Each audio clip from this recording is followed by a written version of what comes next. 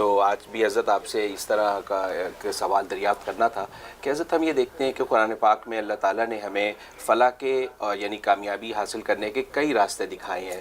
مثال کے طور پہ سورہ جمعہ میں فرما دیا وَاذْكُرُوا اللَّهَ كَثِيرًا لَعَلَّكُمْ تُفْلِحُونَ کہ ذکر خوب کثرت سے کرو تاکہ فلاح پا جاؤ.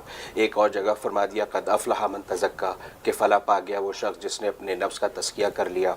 پھر دن میں 5 دفعہ تو یہ منادی لگوا دی کہ حی علی الصلاح حی علی الفلاح کہ نماز کی طرف آؤ اور کامیابی حاصل کر لو. تو حضرت اس میں تطبیق کیسے کریں اور ایک سالک کیسے ڈٹرمن کرے کہ پرائرٹائز کس راستے کو کرنا ہے فلاح کے، کیونکہ راستے تو سارے فلاح کی طرف جا رہے ہیں. صحیح، ماشاءاللہ اچھا سوال کیا. اصل میں پہلی بات تو کسی ایک منزل کے لیے کئی راستے ہو سکتے ہیں. راستوں کا متعدد ہونا اس منزل تک پہنچنے کے خلاف نہیں ہے. اب ایک مقام ہے، ایک مسجد ہے، اس مسجد پر 10 راستے جاتے ہیں، شرط ہے کہ بس ایک راستے پر لگ کے انسان چلے منزل پہ پہنچے گا. تو ایک منزل کے لیے کئی راستے ہو سکتے ہیں. چنانچہ اللہ تبارک و تعالی نے یہ عمومیت رستوں کی جو ہے قرآن کریم میں ذکر فرما دی کہ تزکیہ جس نے کر لیا وہ بھی فلاح کے راستے پہ منزل کو پا جائے گا، جسے ذکر و اذکار کی پابندی کر لی وہ بھی جو ہے وہ راستے سے منزل کو پا لے گا، اور جس نے جو ہے نماز اور عبادت کو پلے باندھ لیا وہ بھی اس فلاح کی منزل پہ پہنچ جائے گا. تو یہ جو ہے وہ گویا کہ خود راستہ اٹسلف خود ایک مستقل ایک چیز ہے. یہ سارے راستوں پہ اگر کوئی چل رہا ہے تو وہ گویا کہ سب کا مجموعہ لے کے چل رہا ہے، لیکن اگر کسی ایک راستے پہ بھی لگ گیا تو وہ منزل پہ پہنچ جائے گا. پہلی بات تو یہ. دوسری بات یہ کہ اصل میں ان تمام رستوں کی کا مجموعہ ایک لفظ ہے، وہ ہے عبادت. تزکیہ ہے وہ بھی عبادت کا جز ہے، ذکر وہ بھی عبادت کا جز ہے، نماز وہ بھی عبادت کو جز ہے، صدقات و خیرات یہ بھی عبادت کو جز ہے. ٹھیک ہے نا. اب یہ جتنے بھی رستے ذکر کی یہ ساری اصل میں عبادت کے مختلف عنوان ہیں، اور اصل چیز عبادت ہے. اور عبادت کے لیے قرآن نے کہہ دیا وما خلقت الجن والانس الا لیعبدون کہ میں نے جنوں اور انسانوں کی تخلیق محض اپنی عبادت کے لیے کی ہے. اب بندہ جب عبادت میں لگتا ہے تو نتیجہ کیا ہوگا؟ منزل ملے گی. اب عبادت کا ایک جو ذکر ہے لہذا وہ ذکر میں بھی اپنا وقت لگاتا ہے. اس کا ایک جز جو تزکیہ نفس اپنے تزکیہ دل کا تزکیہ بھی کرتا ہے.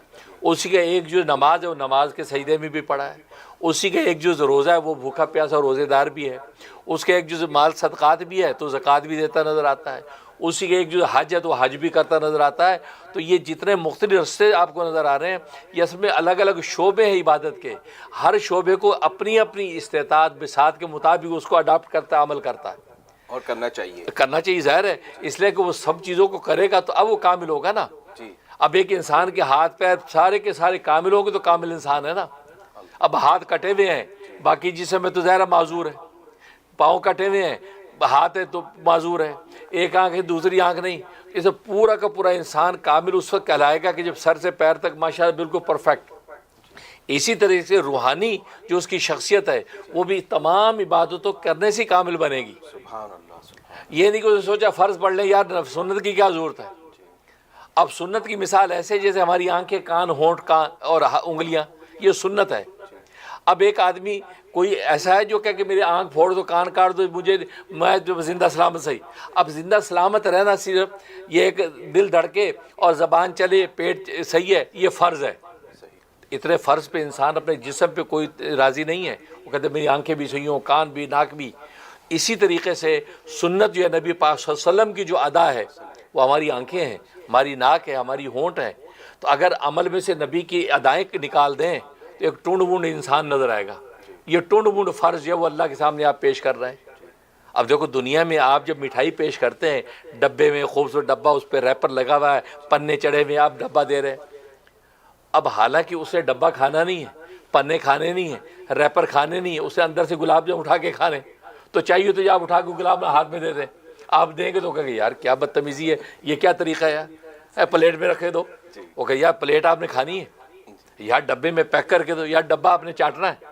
یہ کوئی کہتا ہے نہیں. اس کا مطلب ہے پریزنٹیشن جو ہے کسی چیز کی یہ میٹر کرتی ہے. تو اللہ تبارک و تعالیٰ کے سامنے جب کسی فرض اور عبادت کو پیش کرتے ہیں تو نبی کی جو سنت ہے اس کے اندر شان پیدا کرتی ہے، اس کی پریزنٹیشن کو خوبصورت کرتی ہیں، کیونکہ نبی نے ساری ادائیں ایسی پیش کی ہیں کہ آپ کے عمل میں حسن پیدا ہو جاتا ہے. سبحان اللہ. اب وہ جب عمل اللہ کے پاس پہنچتا ہے تو اللہ اس کو دیکھ کے خوش ہو جاتے ہیں کہ میرے نبی کی سنت و اداؤں کے ساتھ مزین کر کے اس نے نماز پڑھی ہے تو سبحان اللہ کیا خوبصورت نماز ہے، قبول ہو جاتی ہے، ٹھیک ہے۔ لیکن اگر آپ نے اکیلا فرض پورا کر دیا تو ظاہر ہے کہ بات وہی ہے، اٹھا کے گلاب جامن ہاتھ میں دے دیا، اب سامنے والا کھا تو لے گا لیکن دل اس کا خوش نہیں ہوا، وہ آپ سے امپریس نہیں ہوا۔ ایسی اللہ کے سامنے ایسا اگر فرض کیا تو اللہ بعد اللہ خاص تھا اس کو کہے گا چلو فرض پورا کر لیا ہے، چلو اس کی نماز پوری ہو گئی، اس کا روزہ پورا ہو گیا، لیکن اللہ جو ہے جس شان اور رضا سے عطا کرنا چاہتا وہ نہیں ملے گا۔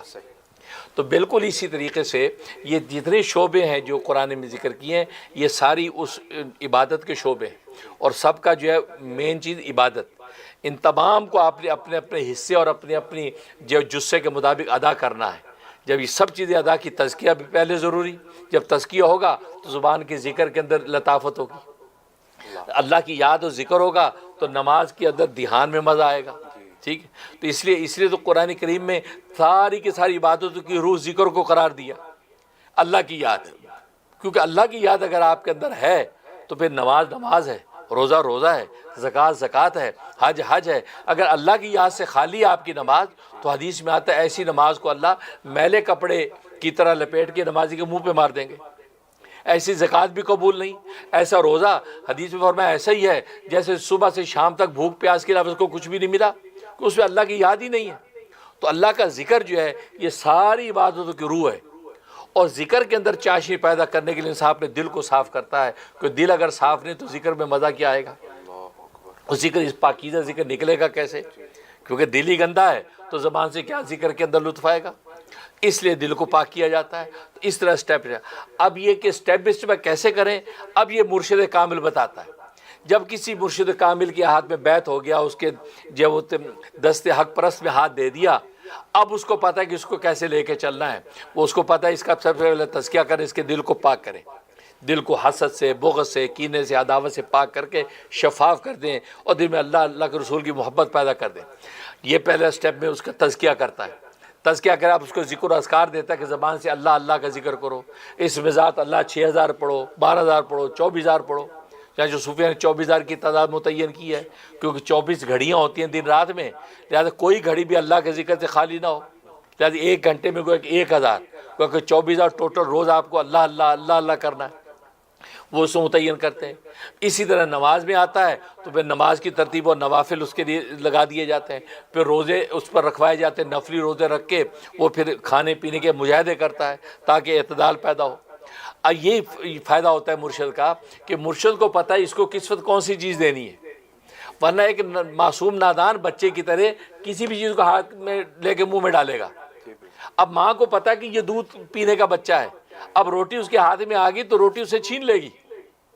اب بچہ کہے کہ بڑی ظالم ماں روٹی چھین لی، لیکن ظالم نہیں، اس کو پتہ ہے وہ تو رحم کرنے والی ماں ہے کہ اس وقت اگر روٹی کھائے گا تو اس کا معدہ خراب ہوگا، یہ روٹی کی یہ عمر نہیں ہے، لہذا ابھی دودھ پی رہا ہے۔ تو مرشد کا کمال یہ ہوتا ہے کہ وہ مرید کی روحانی استعداد دیکھ کے اس کو مجاہدات دیتا ہے، اور نتیجہ ہے کہ آہستہ آہستہ جیسے استعداد بڑھتی چلی جاتی ہے، ایک وقت آتا ہے اللہ خود ہی بچے کا دودھ چھڑا دیتا ہے، اس لیے چھڑاتا ہے۔ اب اس وقت بچہ روتا ہے کہ دیکھو کیسی ظالمہ دودھ نہیں پلا رہی، لیکن اس کو پتہ نہیں اللہ اس کے لیے قورمے بریانیوں کے راستے کھول رہا ہے، دسترخوان اس کے لیے وسیع کھل رہا ہے۔ بھائی تم دودھ پہ صحیح زندگی گزارنا چاہتے ہو، یہاں تو آپ کو قورمے بریانیاں اور نہاریاں آنے والی، اب دیکھو روٹی کی طرف لگاتا ہے۔ ایسے مرشد جو ہے وہ سٹیپ بائی سٹیپ لے کے چلتا ہے یہاں تک اس کو منزل ملتی ہے، اور منزل محمد ہی ہے۔ سرکار دو عالم صلی اللہ علیہ وسلم کے سینہ انور سے انسان جڑتا ہے اور رسول اللہ کے ساتھ جڑتا ہے تو اللہ تبارک و تعالیٰ کا قرب پا جاتا ہے۔